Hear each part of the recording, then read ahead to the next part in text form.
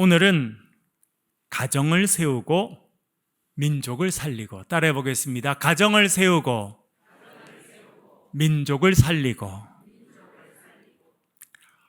5월은 가정의 달입니다. 가정은 얼마나 소중한지 모릅니다.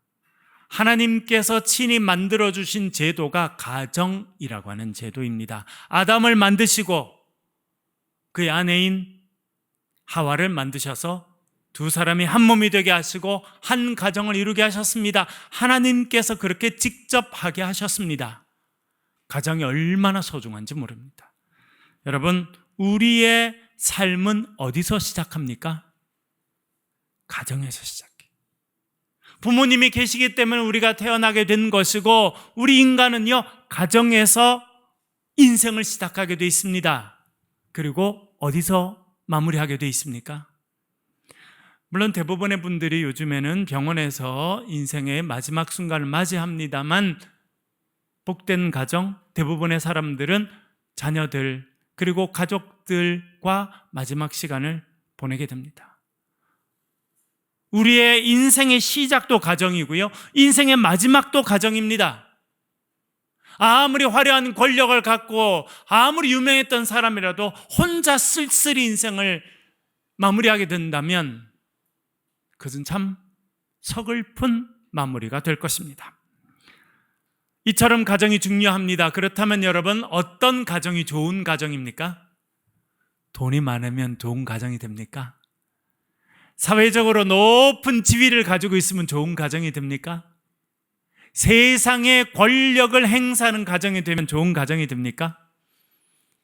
사실 이런 조건을 다 갖추고 있었던 가정이 있었어요. 조선 첫 번째 왕이었던 태조 이성계의 가정이었습니다.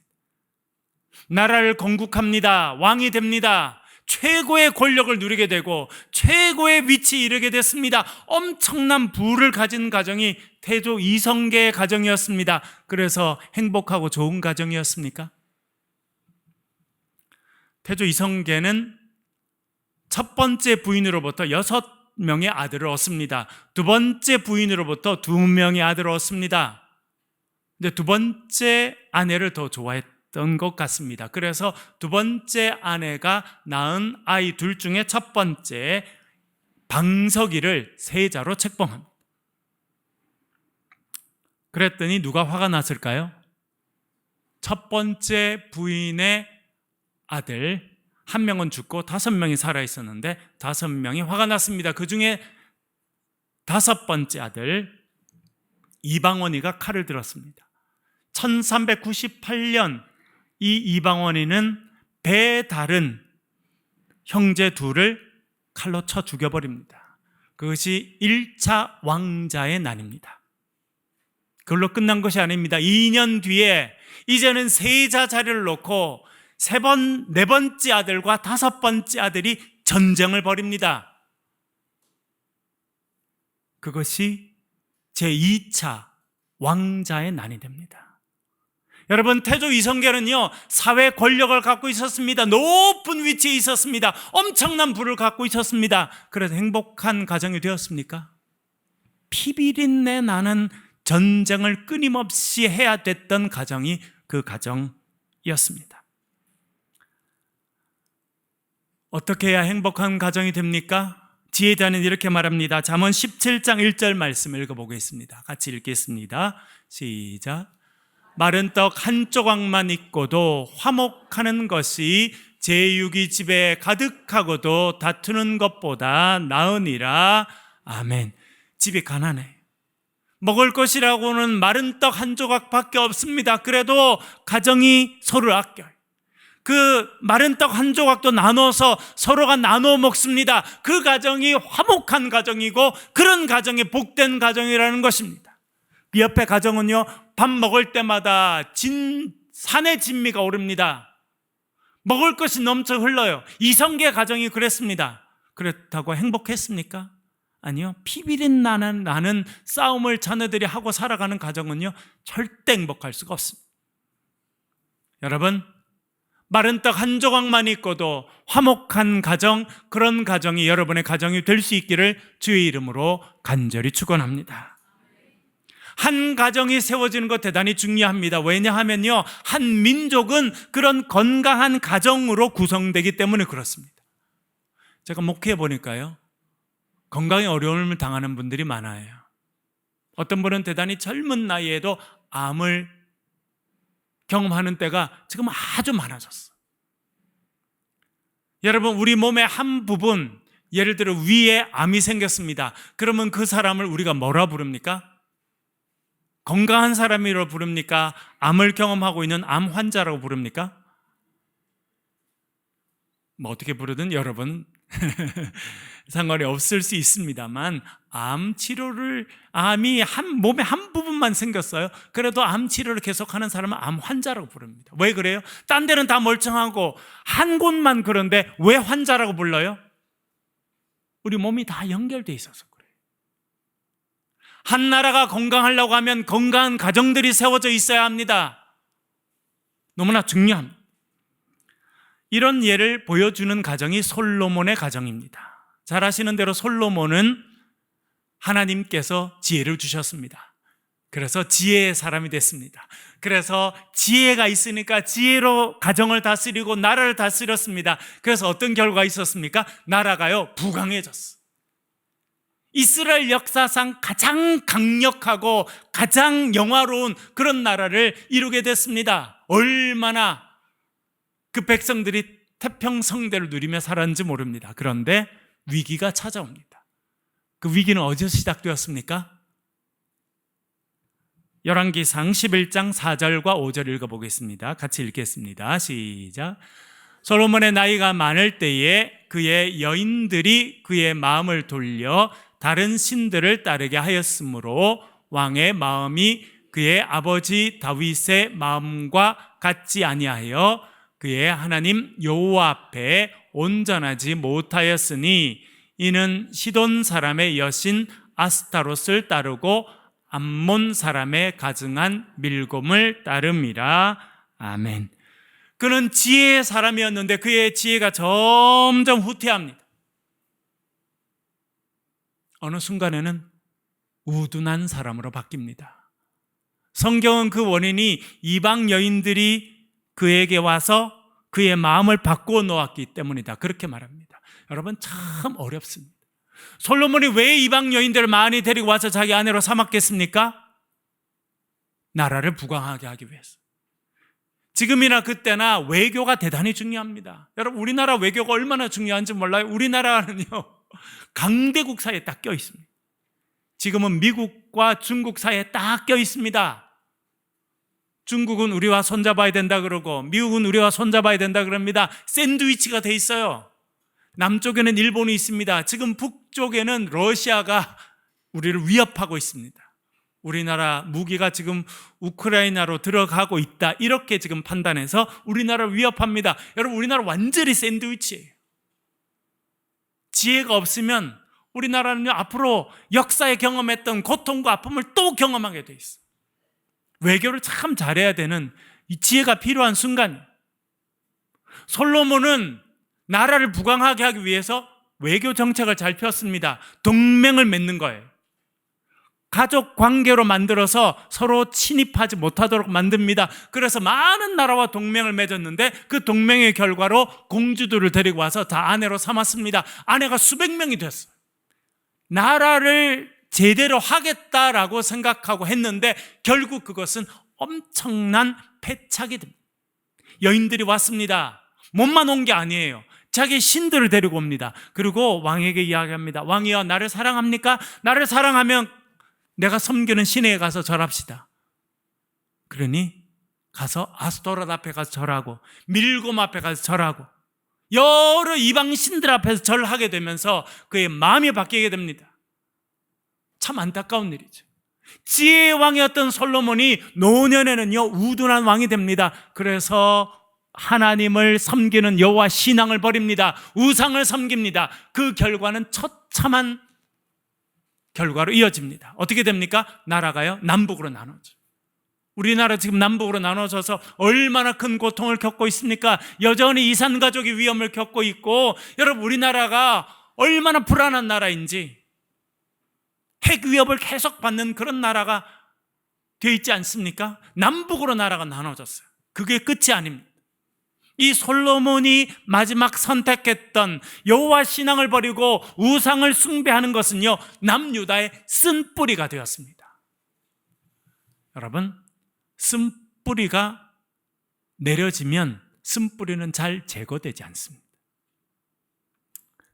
여러분, 옛날에 시골에 살 때 제가 쑥 캐보고 또 뭐 여러 가지도 캐봤는데, 제일 저희들이 관심을 가졌던 건, 저는요 개인적으로는 칡이었어요. 칡 보셨나요, 여러분? 칡을 땅을 파야 이렇게 있는데, 땅을 파서 칡을 파려고 보니까 이게 얼마나 깊이 뿌리를 내리고 있는지 알게 됩니다.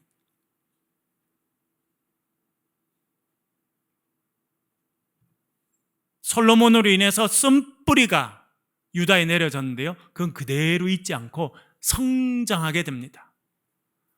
중요한 계기가 찾아오죠. 그것은 북이스라엘의 이세벨의 딸이었던 아달랴가 시집 온 겁니다. 지난주 이 부분에 대해서 말씀을 드렸습니다.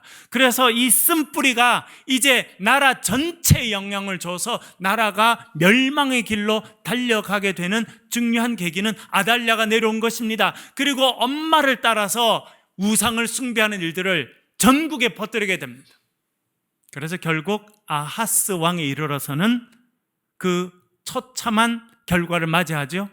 12만 명의 전쟁터에서 죽고 20만 명의 여성들과 아이들이 포로로 끌려가는 처참한 일이 생기게 되었습니다.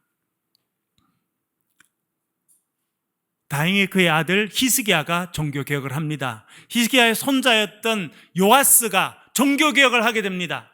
말씀을 다시 발견하는 거예요. 여러분, 우리가 성경을 더 하나 깨닫게 되는 게 있습니다. 그것은 무엇이냐면, 우리의 가정이 변화되고 우리의 민족이 살려고 하면 중요한 것이 필요한데, 그것이 하나님의 말씀이라고 하는 것입니다. 요시야가 하나님의 말씀을 발견합니다. 여러분, 참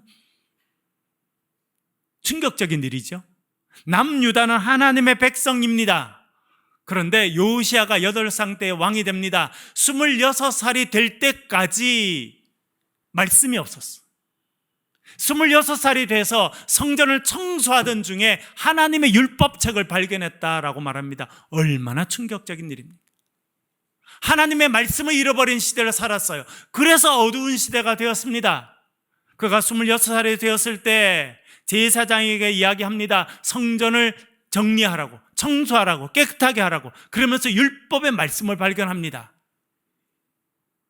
서기관인 사반이 그 발견한 책을 들고 나옵니다. 그리고 왕 앞에서 그의 말씀을 읽었어요. 성경이 뭐라 말씀하냐면, 이 요시야 왕이 하나님 말씀을 들었더니 자신의 옷을 찢었다, 그렇게 말합니다. 왜 옷을 찢었습니까? 너무 충격적인 경험을 할 때 유다 백성들은 옷을 찢었습니다. 우리나라가 왜 이렇게 처참한 상황 가운데 있는지 깨닫게 된 거예요. 하나님의 말씀을 버렸다고 하는 것을 깨닫게 되면서 그가 옷을 찢고 그가 저 위대한 종교개혁을 시작합니다. 그래서 유다가 회복되는 역사가 일어나요. 말씀을 선포하고 백성들이 말씀을 듣게 되고 말씀에 따라 유월절을 지킵니다. 그래서 나라가 다시 회복되는 역사가 있었다, 성경이 말씀해주고 있습니다. 여러분, 하나님의 말씀이 우리의 귀에 들리고 하나님의 말씀이 우리의 삶에 다가올 때 우리의 삶에 위대한 변화가 이루어지게 될 줄 믿습니다. 유럽 역사를 영원히 바꿔놓은 사건은 1517년에 있었던 마틴 루터의 종교개혁이었습니다. 우리는 여기서 느낄 수 없는데, 여러분 유럽에 가보시면 이것이 유럽 역사를 영원히 바꿔놓은 가장 위대한 사건 중에 하나였다는 것을 알게 됩니다. 루터가 1517년 종교개혁을 시작할 수 있었던 것은 그가 말씀을 발견했기 때문입니다. 로마서의 말씀을 통해서 복음의 진리를 깨닫게 됐을 때 한 사람이 바뀌게 됩니다. 한 사람이 말씀으로 인해 바뀌게 되니까 한 나라가 바뀌게 되고 유럽의 역사 전체가 바뀌는 일이 있었다, 역사가 우리에게 증언해주고 있습니다. 여러분, 오늘 하나님의 말씀이 여러분의 귀에 들리는 역사가 있게 되기를 간절히 축원합니다. 그래서 우리가 매일 아침 말씀 읽는 겁니다. 복음 노트를 우리가 하는 거예요. 하나님 말씀을 들을 때 우리 심령이 바뀌게 되고, 우리의 가정이 바뀌게 되고, 우리 교회가 바뀌게 되고, 장차 이 민족이 바뀌게 되는 역사가 있게 될 줄 믿습니다. 요시아가 그렇게 개혁했는데요, 참 슬픈 일은 그 똑똑한 믿음의 왕이 빨리 죽게 됐다는 거예요. 그리고 그의 믿음이 자식들에게 전달되지 못했다는 겁니다. 그래서 그의 아들과 손자들이 돌아가면서 왕이 되었지만 결국 주전 586년 남유다는 멸망하게 됩니다. 제가 대학 다닐 때, 신학대학원 다닐 때 해외에 자주 갔어요. 1년에 한 번씩은 갔습니다. 왜 그런지 아세요? 제가 대학 들어가가지고 이렇게 대자보 붙은 걸 봤는데 단기 선교팀을 모집한다고. 그래서 세계 전도를 붙여놓고 그 해 단기 선교로 파송할 나라들을 이렇게 해놨더라고요. 제가 그 대자보 앞에서 제가 가슴을 치면서 하나님께 기도했어요. 하나님, 세상은 이렇게 넓은데 저는 조그마한 나라 대한민국, 그것도 조그마한 섬에서 태어나서 거기서 고등학교까지 나왔으니 하나님 저 억울해요 그랬어요. 그래서 제가 세상 넓은 거 보고 살 수 있도록 도와주세요 그렇게 기도했어요. 하나님 들으셨을까요? 안 들으셨을까요? 그래서 제가 대학 2학년 때부터 신학대학원을 졸업할 때까지 단 한 번도 빠짐없이 한 번 이상 다른 나라를 다니게 됐습니다. 세상 넓은 걸 진짜 보게 된 것이죠. 그래서 여러분, 기도하는 거 참 중요하다 그런 생각을 하게 됩니다. 그렇게 여러 나라를 다니면서요, 나라의 흥망성쇠를 보게 됩니다. 어디 가면요, 폐허만 남아있어. 이집트에 갔더니 여러분, 이집트 사람들, 죄송합니다만 제 마음에 어떤 생각이 드냐면, 조상들이 3,000년 전에 4,000년 전에 만들어 놓은 거 지금도 팔아먹고 살고 있다, 이런 생각이 들었어요. 이탈리아도 그래요 여러분. 이탈리아 여러분 왜 갑니까? 밀라노에 가서 좋은 옷 살려고요? 뭐 그런 사람도 있습니다만 대부분은 그 조상들이 만들어 놓은 엄청난 유산들, 그걸 보러 가는 거예요.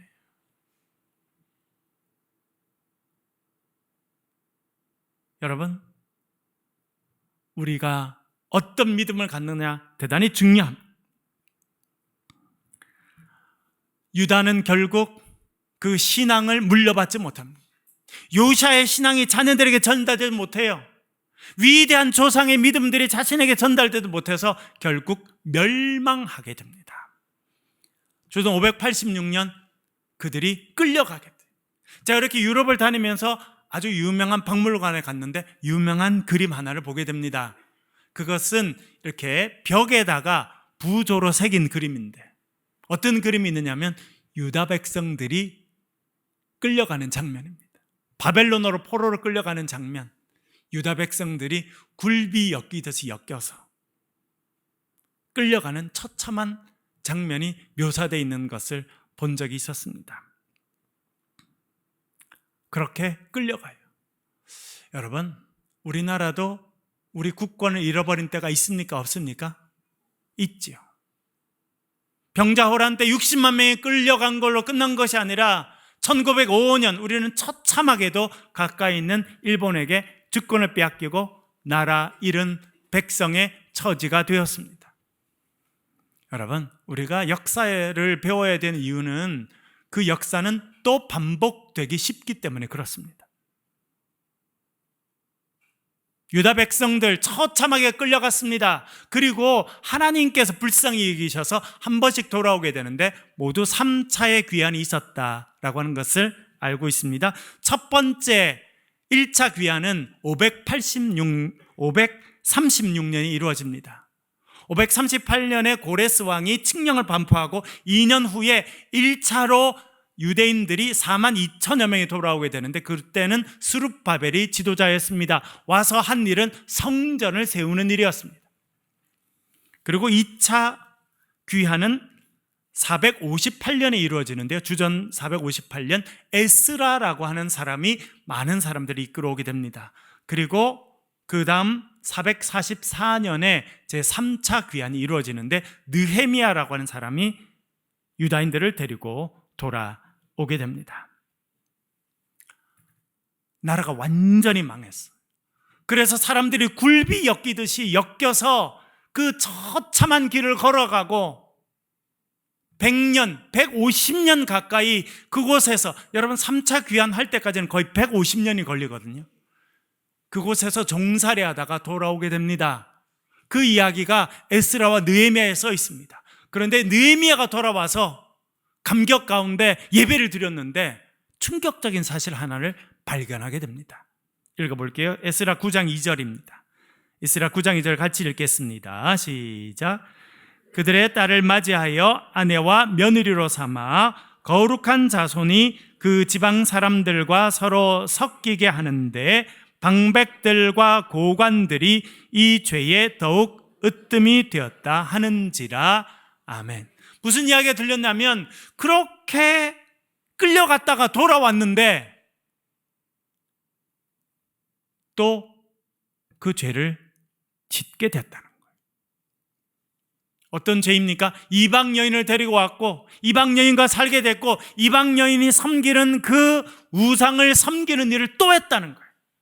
아까 말씀드린 것처럼 남유다에 뿌려진 아주 나쁜 쓴뿌리가 있었습니다. 그것은 솔로몬 때 시작됐어요. 그가 이방 여인들을 데리고 와서 결혼하고 그 여인들이 섬기던 우상을 섬기면서 유다의 쓴뿌리가 심겨지게 됩니다. 그 쓴뿌리가 자라서 결국은 남유다가 멸망했습니다. 처참하게 포로로 끌려갔다가 돌아왔습니다. 이제는 정신 차릴 만도 한데 정신 못 차립니다. 여러분 참 충격적인 일이죠. 역사는 반복됩니다. 우리나라 겪었던 일, 또 우리 세대의 이 다음 세대에 반복될 가능성 대단히 많습니다. 여러분 2차 세계대전이 끝마치고 유럽 사람들 어떻게 생각했냐면 더 이상 히틀러가 나타나지 않을 거고 더 이상 유럽에 전쟁이 없을 거라고 생각했어요. 그대로 됐습니까? 지금 우크라이나의 전쟁이 처참히 이루어져서 2차 세계대전의 모습이 또 반복되고 있습니다. 에스라가 그 모습을 보고 이렇게 행동합니다. 9장 3절을 읽어보겠습니다. 같이 읽겠습니다. 시작. 내가 이 일을 듣고 속옷과 겉옷을 찢고 머리털과 수염을 뜯으며 기가 막혀 앉으니. 아멘. 기가 막혔다는 거예요. 얼마나 그가 놀랬고 충격을 받았으면 겉옷을 찢고 속옷을 찢었다는 거예요. 너무나 충격받았다는 겁니다. 너무 화가 났다는 거예요. 그리고 자기의 머리를 뜯고 자기의 수염을 뜯었다는 겁니다. 왜 그래요? 망국의 병이 또 도진 거예요. 솔로몬이 그렇게 우상을 숭배하고 그 쓴뿌리가 심겨져서 아달랴 때 성장해서 결국은 나라가 망했는데 포로로 끌려갔다가 그렇게 고생했던 사람이 돌아와서 그 일을 또 한다는 거예요. 그래서 그가 옷을 찢고 자기의 머리와 자기의 수염을 뜯는 그런 행동을 했다고 말합니다. 그런데 여러분 이게 또 반복돼요. 느헤미야 때 읽어볼게요. 느헤미야 13장 23절부터 25절 천천히 같이 한번 읽어보겠습니다. 읽겠습니다. 시작. 그때 내가 또 본즉 유다 사람이 아스돗과 암몬과 모압 여인을 맞아 아내로 삼았는데 그들의 자녀가 아스돗 방언을 절반쯤은 하여도 유다 방언은 못하니 그 하는 말이 각 족속의 방언이므로 내가 그들을 책망하고 저주하며 그들 중 몇 사람을 때리고 그들의 머리털을 뽑고 이르되 너희는 너희 딸들을 그들의 아들들에게 주지 말고 너희 아들들이나 너희를 위하여 그들의 딸을 데려오지 아니하겠다고 하나님을 가리켜 맹세하라 하고. 아멘. 느헤미야 어떻게 했다는 거예요? 이 에스라는 학자 겸 제사장이었어요. 그래서 너무 화가 나니까 자기 옷을 찢고 자기의 머리털을 뽑았어요. 느헤미야는 정치가였어요. 총독이었잖아요. 어떻게 했다는 거예요? 남자 몇 명 불러서 패버렸다는 거예요. 그 사람들 머리털을 확 뽑아버렸다는 거예요. 왜 그랬습니까? 망국의 병이 또 도져서 그 망국의 짓을 또 하니까. 성경에 뭐라고 되어 있습니까? 유대인들이 포로로 잡혀갔다가 온 사람 아닙니까? 여러분, 느헤미야는요 3차 귀환을 이끄는 사람이거든요. 그 느헤미야를 따라서 바벨론에서 왔던 그 사람 중에 또 어떤 사람이 생겼냐면 암몬 여자, 모압 여자, 옆에 있는 여자들을 데려와가지고 가정을 이뤘어.